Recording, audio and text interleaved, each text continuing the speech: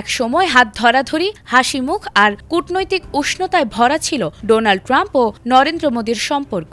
Howdy Modi থেকে শুরু করে নমস্তে ট্রাম্প, দুই নেতার বন্ধুত্ব ছিল বিশ্ব রাজনীতিতে আলোচিত। কিন্তু রাশিয়ার তেল কেনাকে কেন্দ্র করে সেই বন্ধুত্বেই এবার টানাপোড়েন। তবে কি এবারে যুক্তরাষ্ট্রের কড়া অবস্থানের মুখে বড় চাপে পড়তে যাচ্ছে Bharat?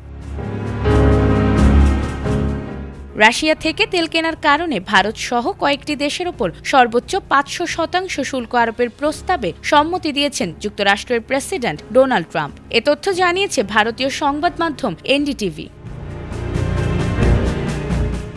Republican senator Lindsey Graham জানিয়েছে, এ লক্ষ্যে একটি দ্বিদলীয় রাশিয়া স্যাংশন বিল খুব শীঘ্রই মার্কিন আইনসভায় উত্থাপন করা হবে। এই বিলের মূল উদ্দেশ্য রাশিয়ার সঙ্গে বাণিজ্য চালিয়ে যাওয়া দেশগুলোর ওপর চাপ সৃষ্টি করা।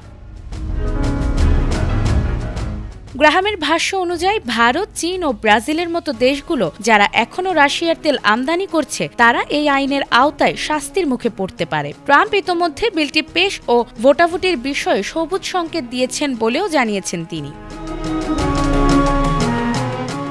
এর আগে এক আলাপকালে ট্রাম্প হুঁশিয়ারি দিয়ে বলেন, ভারত যদি রাশিয়ার তেল কেনা বন্ধের সহযোগিতা না করে তাহলে তাদের ওপর শুল্ক আরও বাড়ানো হবে। যদিও ট্রাম্প দাবি করেন মার্কিন চাপের ফলে ভারত কিছুটা হলেও রাশিয়া থেকে তেল আমদানি কমিয়েছে।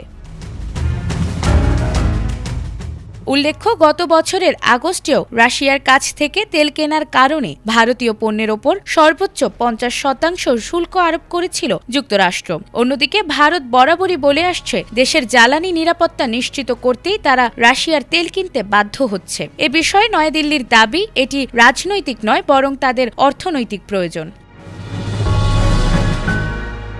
বিশ্লেষকরা মনে করছেন, ট্রাম্প ও মোদির এক সময়কার বন্ধুত্বপূর্ণ সম্পর্ক এখন বাস্তব রাজনীতি ও স্বার্থের সংঘাতে নতুন মোড় নিচ্ছে, যার প্রভাব পড়তে পারে বৈশ্বিক বাণিজ্য ও কূটনীতিতেও।